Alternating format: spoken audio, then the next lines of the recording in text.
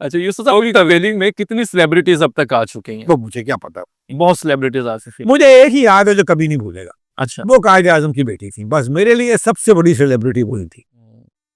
अच्छा, सेलिब्रिटीज की बात चली है तो मैं कहीं सुन रहा था और देख रहा था, मीरा जी शिकवा करती हैं आपसे कि आप उन्हें बहुत डांटते हैं। क्यों डांटते हैं आप?